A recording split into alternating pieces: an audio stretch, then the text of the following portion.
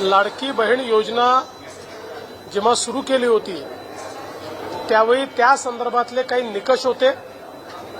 त्या निकषाच्या आधारावर बहिणींना अर्ज करायला सांगितला होता आणि कागदपत्रांच्या पूर्ततेला वेळ लागेल म्हणून ही मुभा दिली होती की त्यांनी सेल्फ सर्टिफिकेशन करायचं, म्हणजे त्यांनी जे सांगितलं ते सत्य मानून आपण त्या ठिकाणी त्यांना लाडक्या बहिणीचा लाभ देणं सुरू केलं।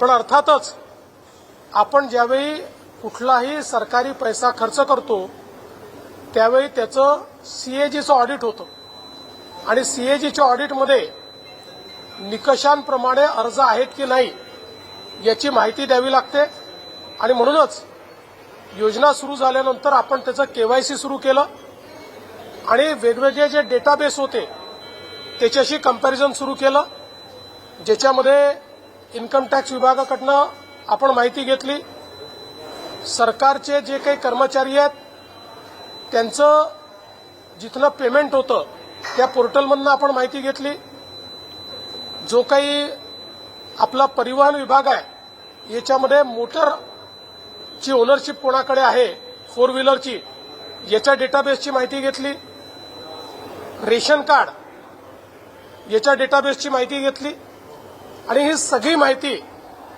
आपण ज्यावेळेस कोलेक्ट केली त्यावेळी असं लक्षात आलं की 5 लाख लोक असे आहेत ज्यांच्या घरी सरकारी नोकरी आहे, 14,000 तर पुरुषच निघाले, जवळपास 10 लाख असे निघाले की ज्यांचं उत्पन्न 2.5 लाखापेक्षा जास्तीचं आहे। अशा वेगवेगळ्या डेटाबेसमध्ये जे लोक अपात्र झाले त्यांना आपण अपात्र केलेलं आहे। त्यासोबत आपण हे सांगितलं होतं केवायसी करून घ्या, म्हणजे जे काही माहिती तुम्ही सादर केलेली आहे ती आतापर्यंत सत्य मानण्यात आली, आता त्याची कागदपत्र द्या। पण मोठ्या प्रमाणात केवायसी झाली नाही। आता एक गोष्ट आपण लक्षात घ्या की ज्यांना अर्ज करता येतो, सेल्फ सर्टिफिकेशन करता येतं, त्यांना केवायसी करता येत नाही असं मानणं काही योग्य नाही। पण जवळपास 9 महिने सातत्याने पाठपुरावा केल्यानंतरही ज्यांनी केवायसी केली नाही ते अर्थातच कुठल्या तरी एखादा निकष पार पाडत नाही म्हणून त्यांनी केवायसी केली नाही। आणि म्हणून हे जे काही आत्ता या ठिकाणी जवळपास जे काही तुम्ही सांगितलं 60 लाख 80 लाख जो काही आकडा तुम्ही दिलेला असेल तर ते लोक या योजनेच्या पात्रतेचे निकष हे पूर्ण करताना दिसत नाही। जवळपास 1,70,00,000 महिला, थोडं आकडा कमी अधिक असेल 3-4 हजार, पण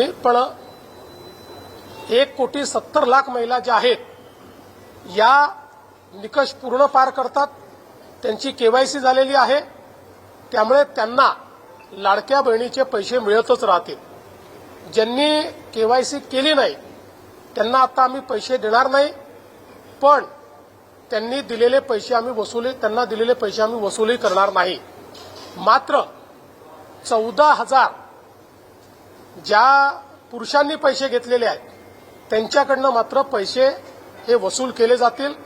त्यामुळे नीट सायंटिफिक प्रोसेसने या सगळ्या गोष्टी केल्या आहेत आणि आजही यांच्यापैकी कोणी जर केवायसी करणार असेल तर आम्ही विंडो ओपन करायला तयार आहोत आणि त्यांना लाभ द्यायला तयार आहोत।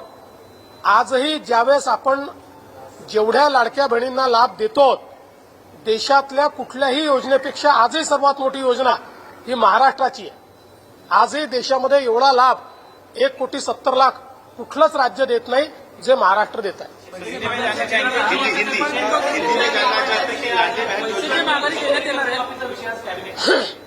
शेतकरी कर्जमाफीचा विषय कॅबिनेटला आहे, मंत्रिमंडळ त्याच्यावर निर्णय घेईल, पण आम्हाला इलेक्शन कमिशननी अट टाकली आहे, जेव्हा आम्ही त्यांना परवानगी मागितली तर त्यांनी अट टाकली आहे की तुम्ही विषय मंजूर करून पुढची कारवाई करा, पण त्याची घोषणा तुम्हाला करता येणार नाही।